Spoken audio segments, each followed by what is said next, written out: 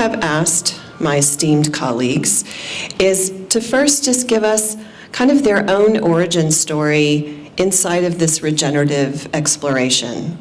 And from there, we'll take a deeper dive into our next inquiry about, how can we get from where we are to where we realize we have to go, and some learnings that we've had along the way. So we have one mic, so we're just going to pass the mic. And I'm going to start with you, Winona, since you're closest to me.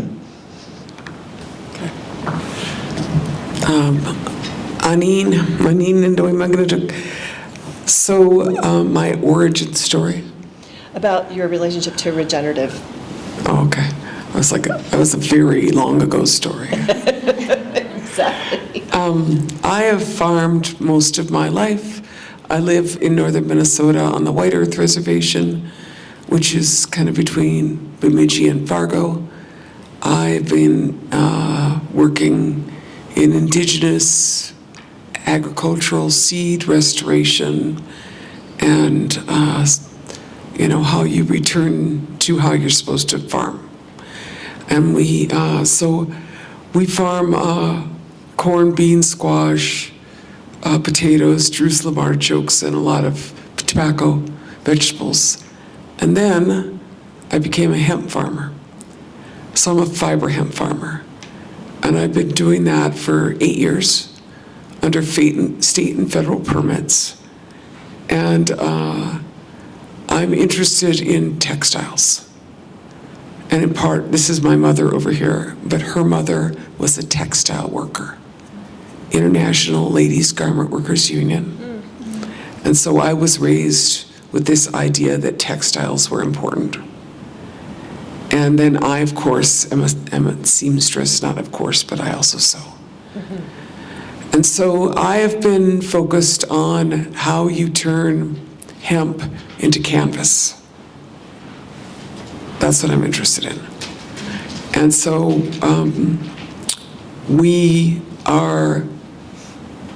it's not a small crop. You're not trying to do it by yourself and be a boutique. You got to kind of have thousands of acres at a certain point to sequester carbon and to make canvas, because the word canvas comes from cannabis. So anyway, the short of it is that, or the long of it, this is my bag. This is my hemp that we grew on the White Earth Reservation, and this is a bag that Patagonia put out last month. That's exciting. And this hemp we grew in the 2020 crop. And then our hemp went to North Carolina, then it went to Virginia, then it went to Mexico, then it went to Washington State, and then it went someplace probably in California to get sown. And so that's a great crop to grow, but you really want to tighten up that circle. And so I work with a group of indigenous farmers that are mostly Dakota and Anishinaabe, because we have land and we farm, and we believe that we can scale a cooperative that could grow a regional textile economy. Just pass it around. That's perfect. Okay. It's fantastic. Good. All right, so I'm Sarah Hill, and my origin story, born in Seattle to some very outdoorsy parents. My dad loves getting outside, biking, hiking, skiing, and my mom spends every last extra minute that she has in her garden. So I just grew up with this innate, surroundings in the outdoors, an appreciation for bugs and insects and summer-grown squash and beans and anything that my mom was bringing in from the garden. But for some reason, I was born with a passion for fashion, and much to the horror of my mother. But I grew up to become a designer. That was what I was interested in. And right away, though, I started my career bringing the outdoors to match my passion for fashion. And I went right into the outdoor industry as a designer and developer of bags, of backpacks for backpacking, travel, school, anything having to do with outdoor gear and how you carry your stuff was what I did. And back when I was in school, which was a very long time ago, the word sustainability, I don't think, was mentioned once. And hopefully today that's changed, because it's very much a part of our industry, needs to be. But I just sort of learned about it really through osmosis in my career as being a designer. I think I first learned there's materials out there that you don't want to use. Stop using the bad materials. And then trickling in, are there materials that are good to use? And start to try and bring those in. And it just, 25 years or so in my career, I've watched the industry move in this direction of sustainability. And it's been something that really connects my love for the outdoors and nature to building beautiful products to sell to people for use. So those two really intersected for me. A couple of years ago at VF Corporation, I was in the brand side, designing and developing products, and was given the opportunity to make the leap over to the corporate sustainability team, where my predecessors, Beth being one of them, put a lot into place to lay the groundwork for some of the goals that I work toward today with our brands. One of them to be to use our natural materials from regenerative sources as much as possible. So that's my story. Thanks. Hey y'all, my name is Anna. And origin story, so I grew up in New Jersey, so very urban area, and not feeling super connected to the land, and had a background in mental health, specifically in education settings. So I was working in schools. That work brought me out here to Colorado, and I just, really started noticing how food specifically had an impact on students and their ability to show up in their mental health. And just the idea, we as humans are ecosystems, right? And so talking about your feelings is great, but if you're not getting the nutrients that you need, how far is that really going to get you? And so I started a master's in social work program here in Denver, and really focused in on local efforts to get healthy food to folks who weren't able to afford it. And that started kind of, posing all these questions, right? There are these food deserts. Why don't people have access to healthy foods? What are the systemic issues that are making these everyday problems that people are facing a thing? And so, continuing to question that, and getting a social work education, continuing to make the case to my peers that food security and food justice and environmental justice are so inextricably linked with social justice and mental health. It was, great practice, and got a job in communications on national level food policy. So really went to the systems level real quick, and started learning a lot about how consolidation and things like white supremacy and patriarchy and colonialism really have shaped the food system that we see today and the problems that we're seeing today. And also learned about the frustrating aspects of working in national policy. And despite that, it was an unprecedented time with COVID, and we helped get some really cool funding through Congress, surprisingly, right? And that includes the Climate Smart Commodities funding, which full circle, I was doing fundraising projects too for the kind of doers who were taking funds and different policies and creating innovative projects for food systems. And ended up writing a Climate Smart Commodities grant in partnership with Jim Kleinschmidt, who works at the Other Half Processing. And really, that grant is focusing in on how we can grow this generalized regenerative agriculture definition together and how we can capture byproducts specifically. So that includes leather. We're focusing on beef and buffalo, and it also includes things like pet food and collagen and basically the other half of the animal that often, even with the most regeneratively raised cattle, the processing capacity really isn't there right now, for the most part, to capture that other half. And so if half of it ends up in a landfill, like how climate friendly can you really be, right? So we're really, trying to grow out that supply chain, and the work was started in partnership with Timberland, which is under the VF umbrella, and Pure Strategies, and so many other collaborators, and Textile Exchange is a part of that project too. And just feeling really good to be in community with you all here today, and it's just full circle, so thank you. Thank you. I have a lot of similarities with all of you on the panel, except I've never been fashion forward, so except for Sarah on that one.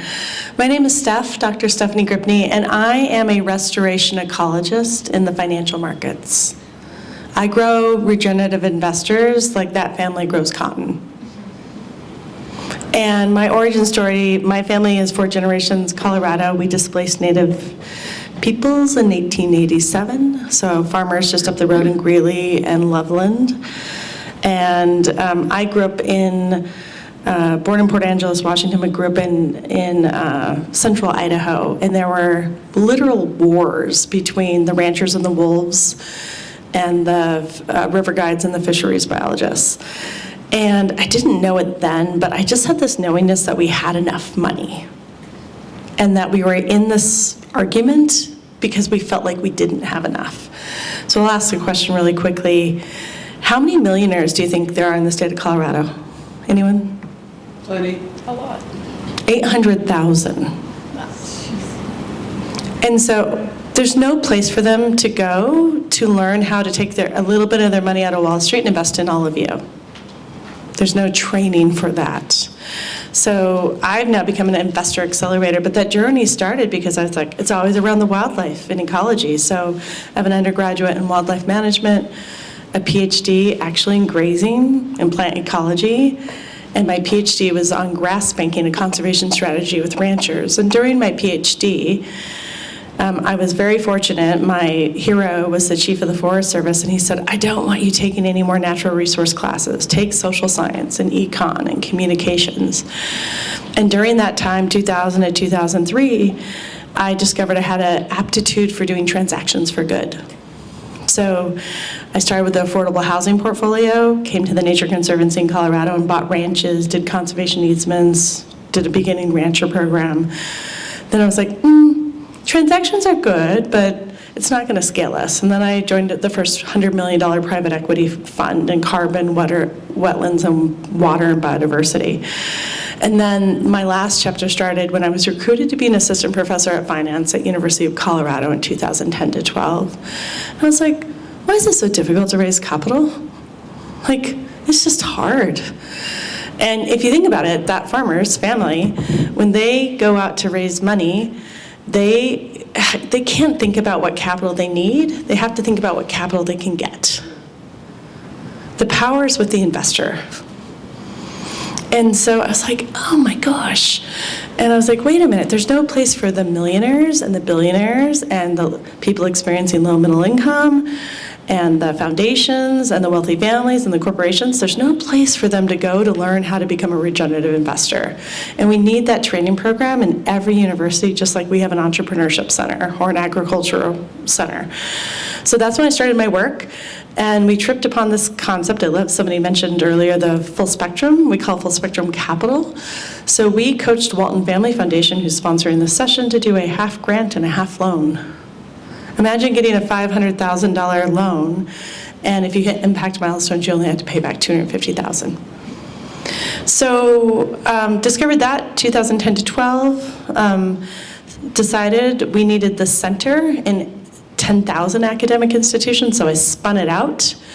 And I've been developing an academic center that's financially self-sustaining, and we're getting ready to spin it back into universities and higher education institutions, and then license it across.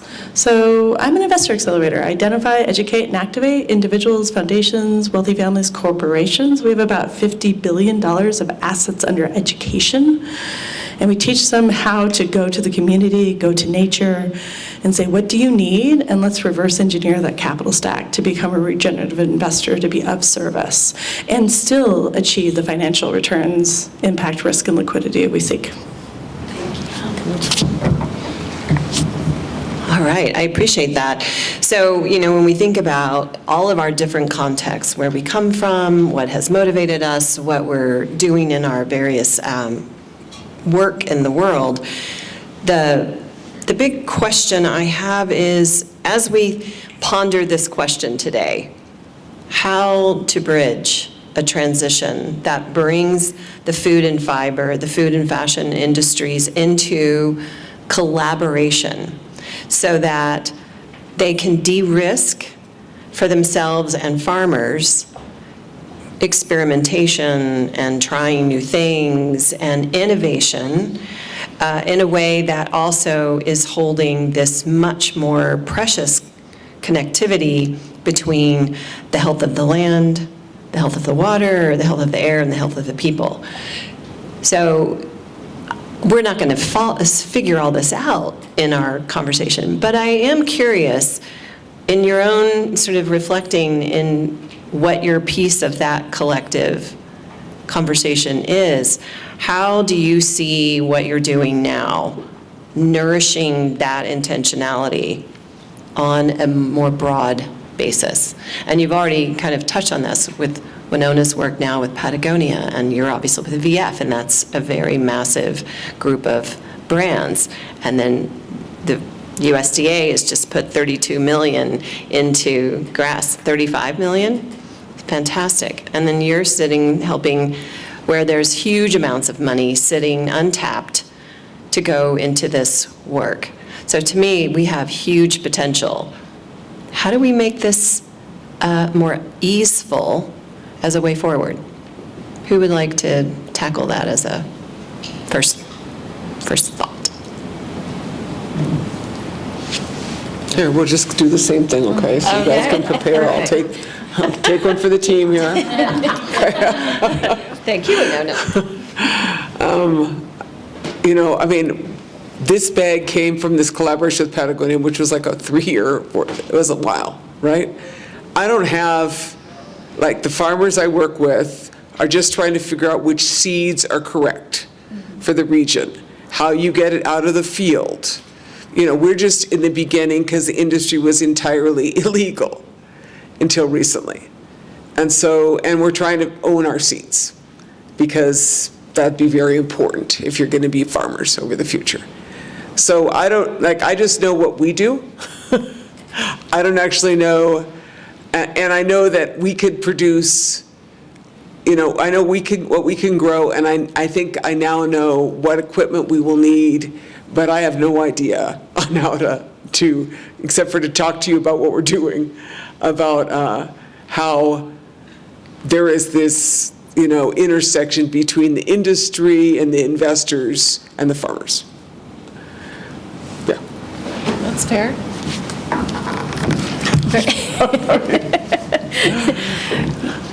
Yeah. Yeah. Ours is just one story, but it's like story of Yeah. hemp so new. I think that some of the things that you touch on are what we want to help enable, right? And if we're trying to source your hemp, your regenerative hemp to go into shoes or canvas for bags or whatever it is that we might be wanting to make, launching those projects, it requires a lot of investment, upfront capital oftentimes to make those changes, to do the research, and, to bring in some experts who might help you study and figure it out. And then, from a brand side, there's also a cost premium to the material itself. These are really nascent fields and farms, and, cotton that's conventional is so widely mechanized. The whole system is so easy to source from that that's pushed the price down. And so when you're looking for really specific program partners doing regenerative cotton, regenerative hemp, regenerative any natural material for products, there's a cost premium, and so that hurts the brand. That's passed on usually to the consumer. The consumer then brings me to my next sort of challenge for a brand. Doesn't understand regenerative, and our hang tags are this big. Food packaging covers the entire food product for the life of the product until that product's gone. But the hang tag from this sweater was gone 10 years ago when I bought it. I don't remember what it said. And if I purchased that and I only had this amount of space to tell a story about regenerative on that hang tag, I didn't do a good job, right? And so that ties into some of the things like Carol shared with that film of the North Face. Such a beautiful emotional connection. I think that's what we can help each other do. You know, if the food industry and the fashion industry together can build those stories and get the word out and sell what is regenerative. It's this beautiful emotional connection to the lands, to the communities, to the people, to history, really, to historical methods of farming and agriculture. It's very difficult to do on a product with a hang tag that gets cut off and thrown away immediately. So those are some of our challenges, financial and communication, basically. Yeah, I've been thinking a lot about when Jessica was talking about living systems and like that approach to just building out supply chains or supply webs for textiles and just agricultural products in general. And yeah, the focus and the hope of Growing Grass, which is our project's name, is to, how can we build out like feedback loops as opposed to like a prescriptive approach to like, oh, we need a processor here, we need more farmers here. How can we build more lines of communication and kind of like test different things, which this USDA grant is giving us that opportunity, thankfully. That is really quite unprecedented.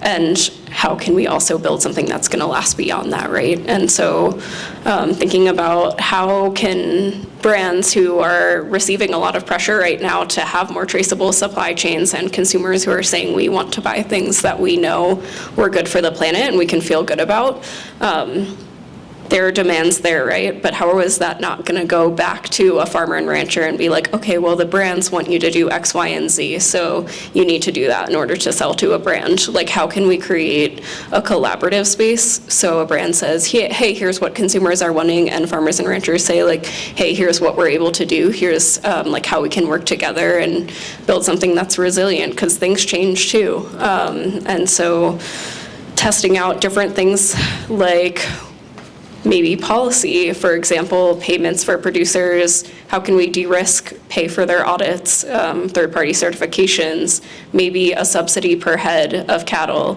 Which one of those, farmer and rancher, do you like the best? Like giving folks a say rather than a prescriptive approach. I think, hopefully, right, will create like a more equitable and resilient supply web, and it all remains to be seen. But I think, just staying humble and listening and having everyone at the table able to talk to one another is key.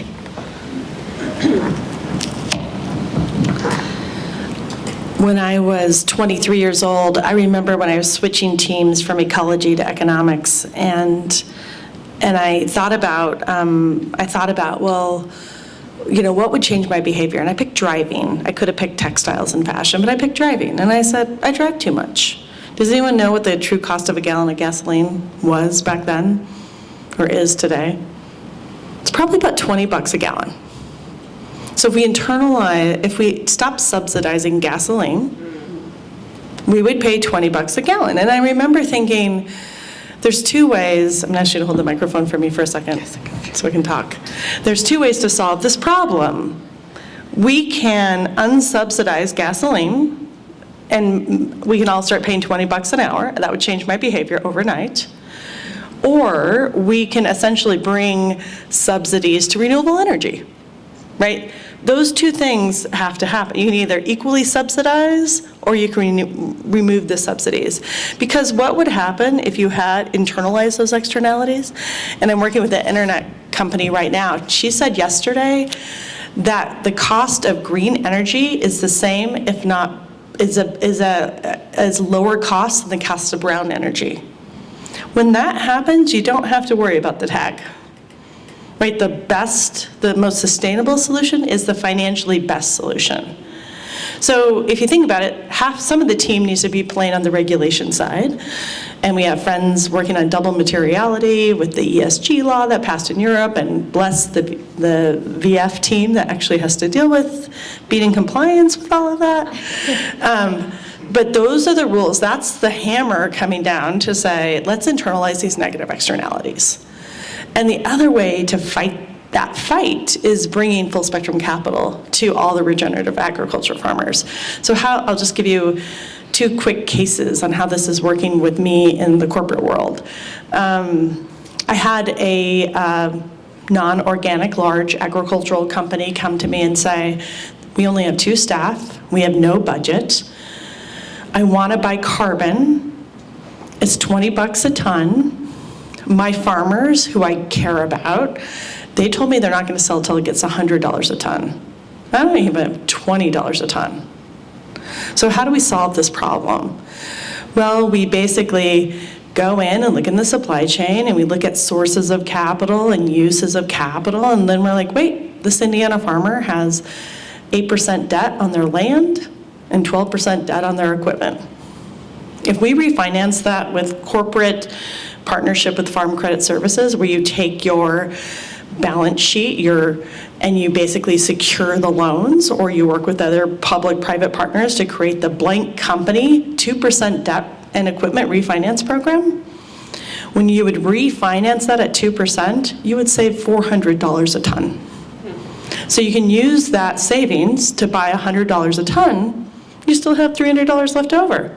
You can increase wages with workers, you can add technology, you could buy more land. That's a concept like that. Another one was a large healthcare company that came to me and said, I saw your program to attract and retain diverse workforce. And I said, it's 3 pieces.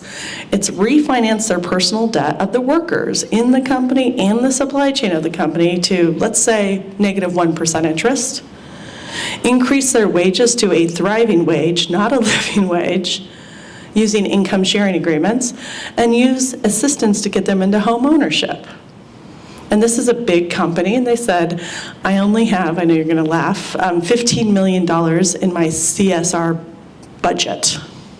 And I said, that's okay. That's a -100% financial return. Are you friends with your colleagues in Treasury? And she said, totally. And this was 2 years ago, and it doesn't matter what the price is, you just adjust it. And at that moment, they had $21 billion of cash on their corporate balance sheet, getting a 0.4% return. I'm like, where's that money going? Big bank X to big bank overseas to nobody knows where.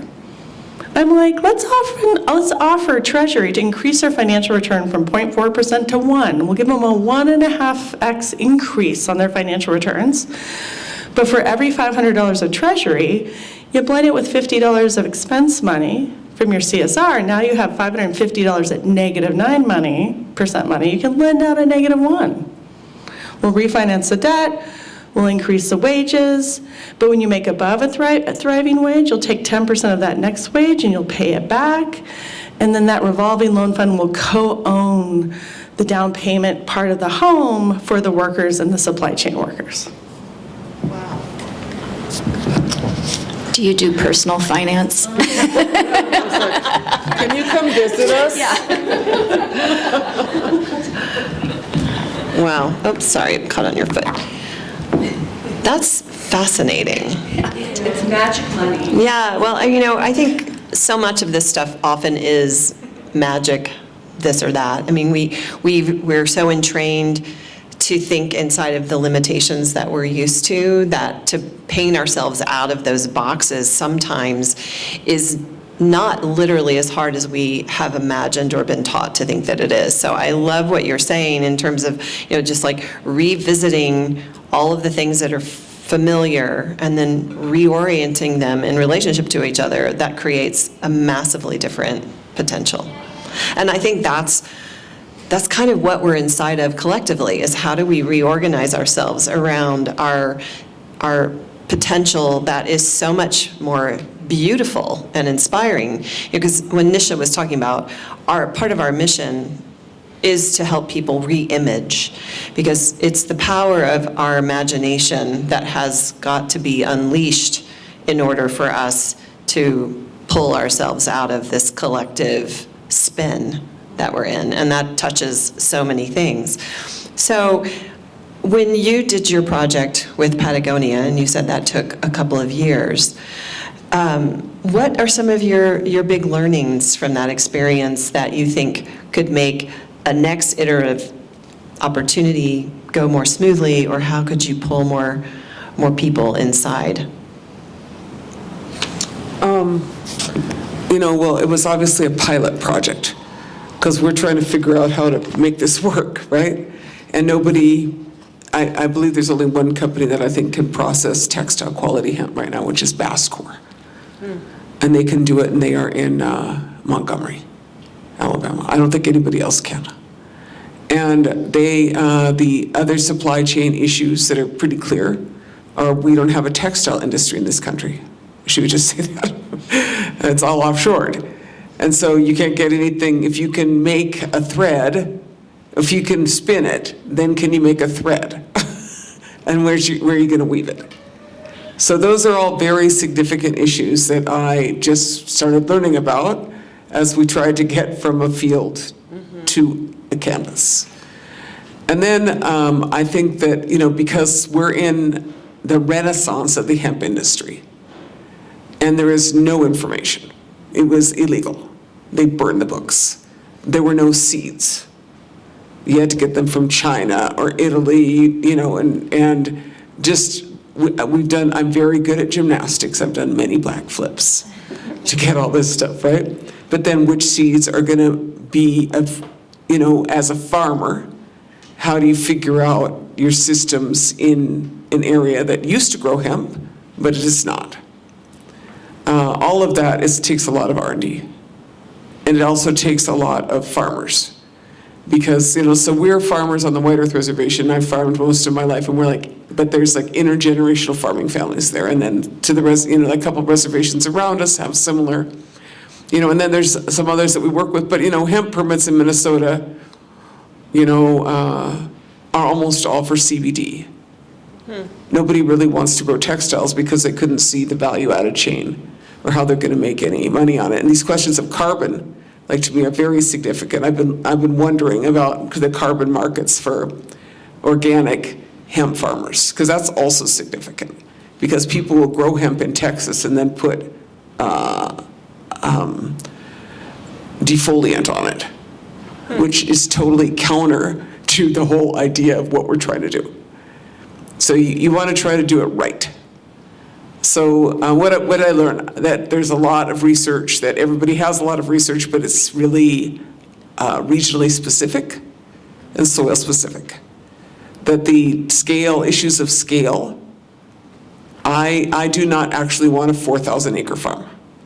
I want to link together a set of smaller farmers who are appropriately scaled in a region, so that the transportation of hemp bales won't have to occur across half the country. So all of these things are things that we're learning. And then I also learned, Patagonia supported the movement through the work and it has done a lot of good things, but at this point, I wanted my organizations and my farm's names on the label.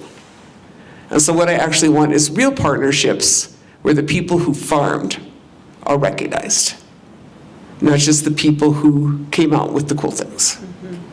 And so I think that for us as farmers, living in a world where Indigenous people have been erased, we're not interested in being erased in this, so it is not just how you grow it, it's also the equity of the business practices associated with it. So, but we got a nice bag.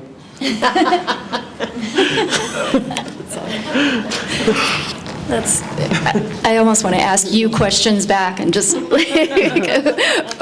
open back up. But following on what you've said, building that supply chain back in the U.S., it really would help us as brands too, to know where, to be working with one supplier who is the supplier, the vertical supplier from, right? Because even as we're sourcing offshore, and that has become the norm for the apparel industry, we're used to working directly with a manufacturer who's doing the cut and sew of the product, and then maybe we know who the fabric supplier is, but we don't know who that fabric supplier got their yarn from, and where that yarn supplier got the raw material from. And so to build that chain as Interesting and important. yeah, it's very important, and especially if you're going to do any storytelling, and if you're going to take any credit, when it does come to the accounting side of it, carbon accounting and all of that, and just knowing where that data is. So yeah, I think it's wonderful to hear you wanting to do that, like not just grow the hemp, but actually be the person who put that hemp in that bag. It's great. So, I don't know. Any other thoughts? We've got that. Yes. Long. Not trying to trip anyone. I definitely a lot of what you said, Winona, was resonating, and just there's been this real decimation, honestly, of supply chains in the U.S. by consolidation and so many other things, and for collecting hides specifically. This is not something new, right? And especially in Native American indigenous communities, it's that has been practiced for so long, and then the ability to do that has not totally been, but has largely been lost due to consolidation and other economic factors. And at this point, trying to piece that back together and aggregate the supply and make it worth it for a processor to get the hide puller and the equipment and the labor that they need to capture these byproducts is a huge project, but it's also we're building it back, and we know that we can because we've done this before, right? It existed, and so there's imagination, but there's also a lot of tradition there that's really inspiring. And selling to brands is great, but also selling or just giving back to your community and keeping these things within community is equally as important. And I'm really excited for that work. And yeah, Winona, let's talk after this. So March of the pandemic, I get a call. So we educate money. So I get a call from the Reese Foundation, and we know them through TechSoup, which is the largest civil society organization that donates billions of dollars of technology to nonprofits. And he said, hey, my sister and I are trustees on a foundation. We have 20 to 30 million, and we want to do our first loan to a nonprofit lender. And the sister said Indigenous, and the brother said, let's do a Wista Corporation. They're the largest Native lender, and they basically lend out to 65 other Native lenders in the United States. And fun fact, pre-2000, up to 2000, they'd been in business for 29 years. They'd lent $79 million with one partial default of less than $10,000. Nobody knows about them. And they said, and I have this fun little calculator you can't see, so you'll just have to take my word for it. And they said, we'd like to do a $50,000 grant and a $100,000 2% loan. Can you teach us how to do this? And I said, absolutely. And I said, that's very kind of you. Most people, when they're first investing, don't realize a nonprofit lender like Wista, they need the money to lend out at 2%, but they're a nonprofit. They need their own money for their operations and technical assistance, and they set aside money for what's called a loan loss reserve. And I said, but two things. Before we offer this, why don't we go ask them what they need? And you're at a full spectrum fellowship. And they happen to be based out of Longmont, Colorado. they don't actually lend in Colorado, they lend outside of Colorado, but they're local, and the brother and sister are on the coast, and they said, oh my gosh, drive on up there, put us on Zoom, have an open-ended conversation, explain full spectrum capital, and ask them what they need. And so we drive on up there, and I said, have you ever thought about the financial return of a grant or an expense? And they're like, no. And I'm like, it's negative 100%. And I said, so for every $100 you have to raise every year, what's the ratio of grant dollars versus loan dollars at 2%? And they're like, we got to raise $25 of grant dollars for every $75 at 2%. And if you had my calculator, it would say they need negative 24% money. And can you imagine, like, walking to your boss or the bank of, like, I need a negative 24% loan. We go back to the brother and sister, and we're like, they need negative 24%. What were you offering them? And part of it is because in a corporation, we don't think of our budgets and expenses as investments with a negative 100% financial return. We don't think of our personal donations that way. We don't think of our grants that way.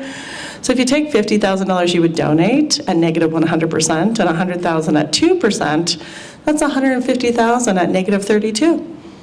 I'm like, they don't need negative 32. They need negative 24. Do you own any private prisons? Anything horrible in the stock market you want to divest out of?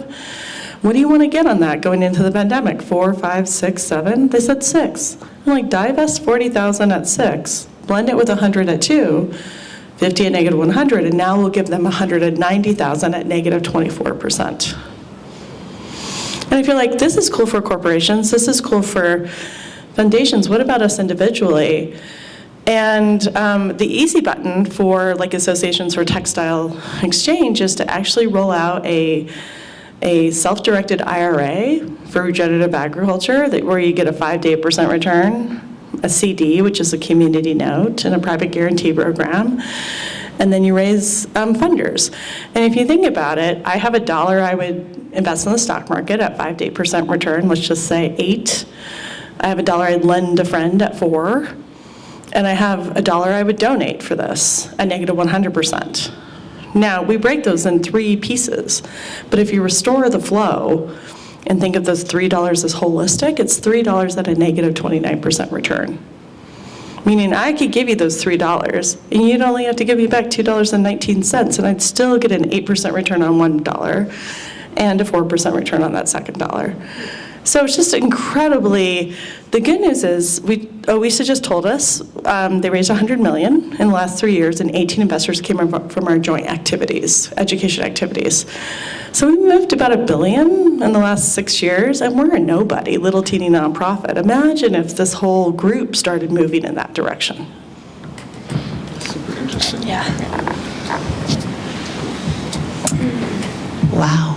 Given this conversation and where we've meandered together, what's sparked for you just in this conversation with your peers?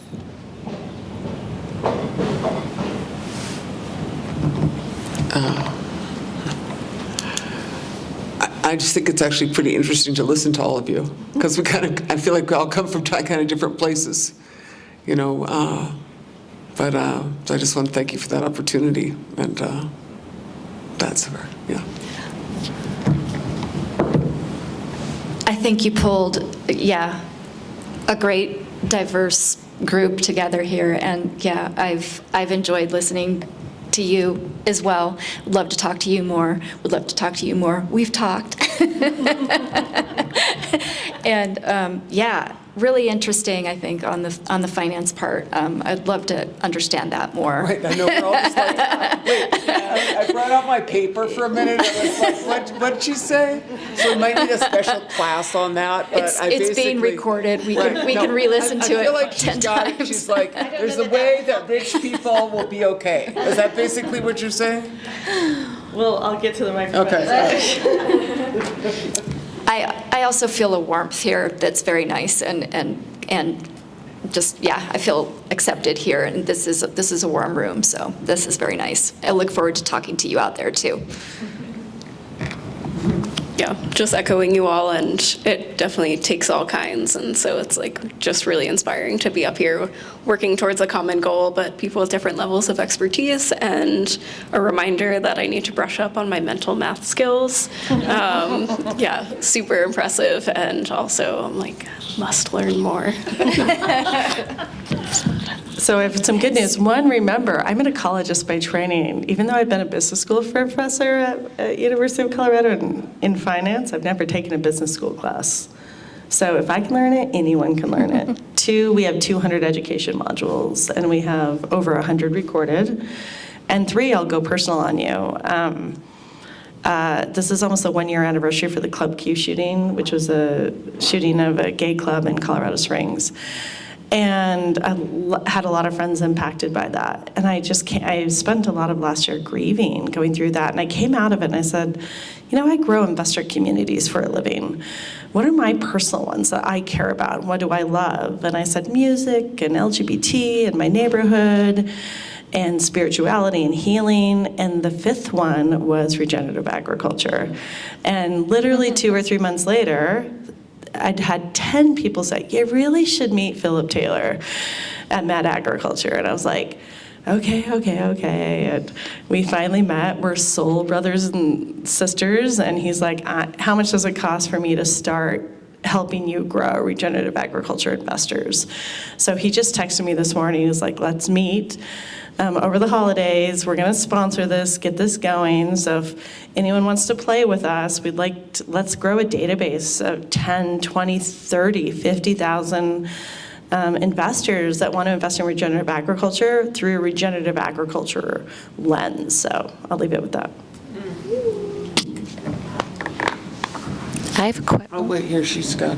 Okay. I have a question. Did that work? Can you hear me? Yeah. Oh, are we out of time? We are in. Okay. Fine.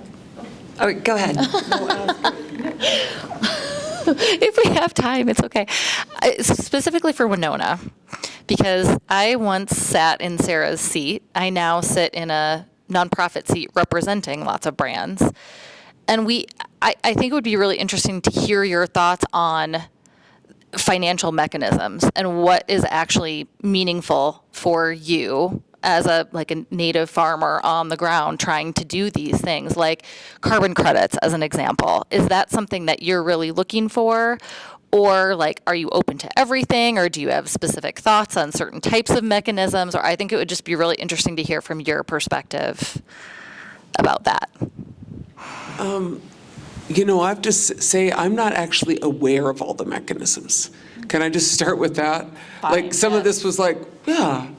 I'm just trying to figure out, say you have 20 Dakota, Lakota, and Ojibwe farmers who have 20 to, they might have 500 acres they could put into hemp.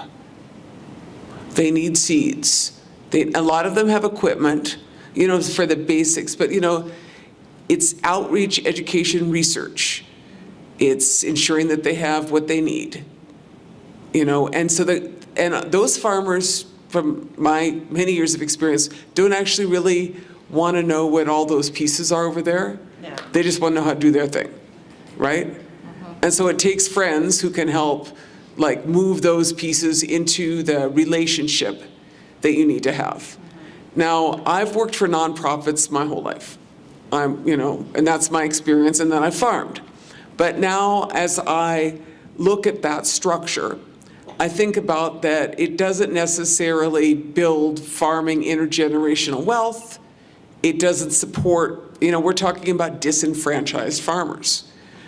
And so how do how do we make sure that farmers can own their seeds and, just kind of build wealth in these farming communities? And that's how we moved into the cooperative, was to support the farmers, not just the nonprofits, right? And so that has different mechanisms and opportunities, and the model that we are basing this on is the Mondragon model out of Spain, and the idea of that, which is indigenous cooperative systems. So we are just doing the foundational work in building that, but we had, I think, 100 acres in the ground right around us of hemp.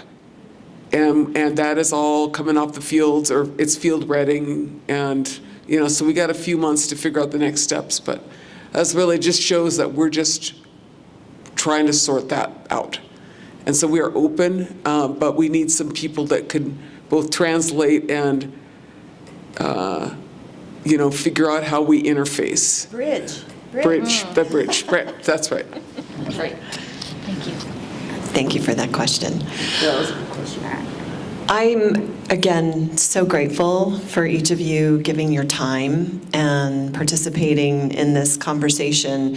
And we're going to move into our workshop, and that will give all of us a chance to contribute to this thought process, because it is complex, and a lot of us don't have a visibility into all the various circles that we each are touching into. And I think as a small nonprofit organization, Regenerative Rising's aim is to be in service to that kind of bridge building, to try to create more opportunities for how do we have more transparency between all of the many things that are possible, so that we're stronger because of that reveal, how we get to see more through our conversations. So thank you so much, and thank you for your presence with us here.